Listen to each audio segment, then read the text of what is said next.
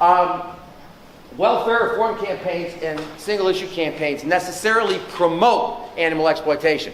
Now, every time I say this all the time, and every time I say it, I get horribly insulting emails and private messages on the Facebook page from people who disagree with it, and I'm not sure they understand it. Let me explain what I mean.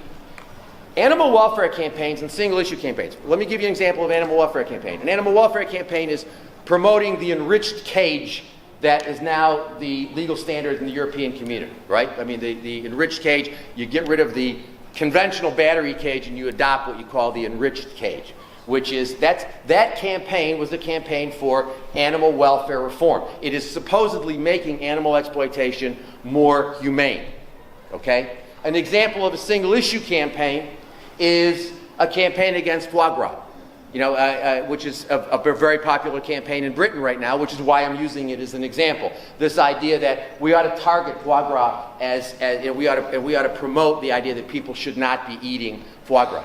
That's a single-issue campaign. Why are these things problematic? They're problematic because they both, welfare campaigns, single-issue campaigns, require coalitions. Think about it. In order to have a campaign for the enriched cage, you may have people in that coalition who are vegans, but you're going to have people who eat eggs and who just think that, it would be better if we got the eggs. I'd feel better. I'd feel less guilty if I ate eggs that were from an animal that was raised in an enriched cage. So these welfare campaigns necessarily involve coalitions where you've got people who are animal exploiters and who intend to continue exploiting animals, and you may have some people in that coalition who don't exploit animals and don't think animal exploitation is okay, but you have this coalition. And the only way that coalition holds together is if the people who are going to continue to eat eggs and the people who think there's nothing wrong inherently with eating eggs think that adopting or supporting the enriched cage means that we're going to have a morally better situation, that it's a normatively morally better thing to eat eggs from enriched cages, and that it is a good thing. So it promotes the idea that we can exploit compassionately. I'm going to talk a lot more about this today, but I see there's no way these campaigns work. They necessarily involve coalitions where a good chunk of the people in the coalition are people who believe that animal exploitation is not inherently wrong.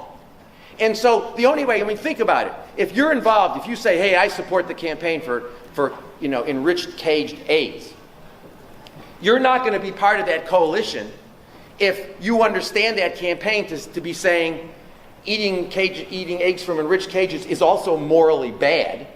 You're only going to support that campaign if you think that what you're doing is a morally good thing to do. This is not rocket science, people. This is common sense. Same thing with single-issue campaigns. When you have a campaign against foie gras, you've got people who think foie gras is terrible, but they're going to continue to eat steak and chicken and fish and whatever they're going to eat.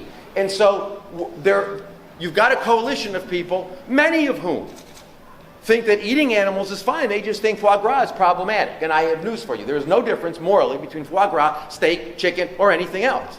There is no difference whatsoever. And so what we end up doing is promoting the idea that you can be an animal person by not eating foie gras, but go ahead and eat steak. And it's wrong to say, well, those campaigns are not saying go ahead and eat steak. They most certainly are, because they are not vegan campaigns. Okay, they are campaigns that are basically saying some things are worse than other things, and by implication, those other things are morally better.